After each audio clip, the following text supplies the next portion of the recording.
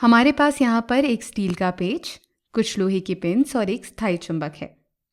चलिए देखते हैं कि हम किस तरह से स्टील के पेच को एक स्थायी चुंबक में बदल सकते हैं रगड़ने की या घिसने की प्रक्रिया के द्वारा।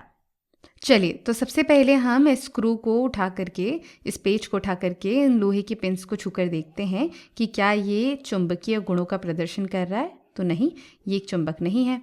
अब हम इस चुंबक को लेते हैं और इस तरह से एक ही दिशा में इसे पेंच पर रगड़ना शुरू करते हैं। एक ही दिशा में बार बार हमें इसे रगड़ना है और ध्यान रखना है कि जो सिरा हम चुंबक का इस्तेमाल कर रहे हैं उसे ही लगातार इस्तेमाल करें।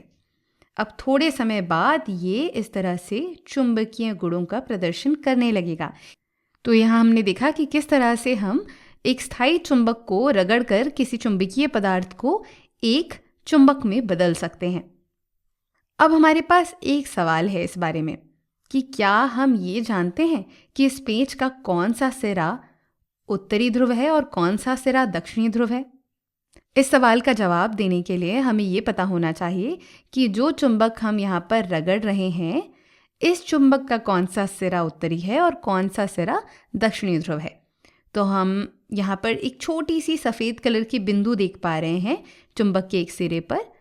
इस बिंदु से हमें पता चलता है कि ये जो सिरा है वो चुंबक का उत्तरी ध्रुव है।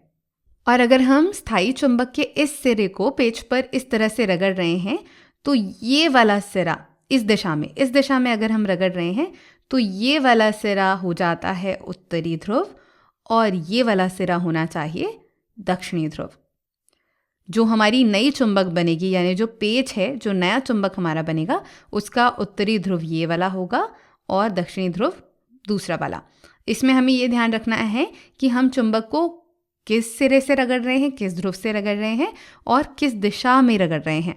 ठीक है, लेकिन अब आप पूछेंगे कि हमने इसकी जांच तो की नहीं, हम पक्के तौर पे कैसे कह सकते हैं कि यही सिरा उत्तरी और यही सिरा दक्षिणी है नई बनी चुंबक का?